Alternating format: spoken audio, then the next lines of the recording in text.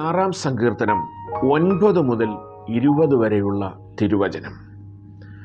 അവൻ നമ്മെ ജീവനോടെ കാക്കുന്നു, നമ്മുടെ കാലടികൾ വഴുതുവാൻ സമ്മതിക്കുന്നതുമില്ല. ദൈവമേ, നീ ഞങ്ങളെ പരിശോധിച്ചിരിക്കുന്നു, വെള്ളി ഊതിക്കഴിക്കും പോലെ നീ ഞങ്ങളെ ഊതിക്കഴിച്ചിരിക്കുന്നു. നീ ഞങ്ങളെ വലയിൽ അകപ്പെടുത്തി ഞങ്ങളുടെ മുതുകത്ത് ഒരു വലിയ ഭാരം വെച്ചിരിക്കുന്നു. നീ മനുഷ്യരെ ഞങ്ങളുടെ തലമേൽ കയറി ഓടിക്കുമാറാക്കി. ഞങ്ങൾ തീയിലും വെള്ളത്തിൽ കൂടി കടക്കേണ്ടി വന്നു, എങ്കിലും നീ ഞങ്ങളെ സമൃദ്ധിയിലേക്ക് കൊണ്ടുവന്നിരിക്കുന്നു. ഞാൻ ഹോമയാഗങ്ങളും കൊണ്ട് നിന്റെ ആലയത്തിലേക്ക് വരും.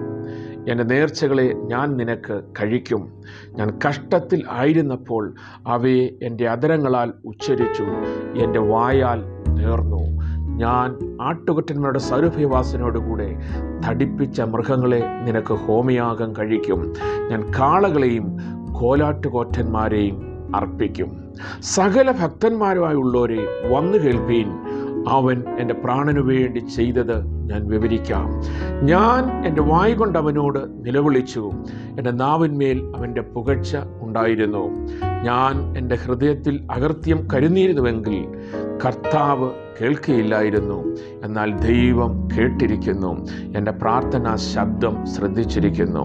എൻ്റെ പ്രാർത്ഥന തള്ളിക്കളയാതെയും തൻ്റെ ദയ എങ്കിൽ നിന്ന് എടുത്തു കളയാതെയും ഇരിക്കുന്ന ദൈവം വാഴ്ത്തപ്പെടുമാറാകട്ടെ.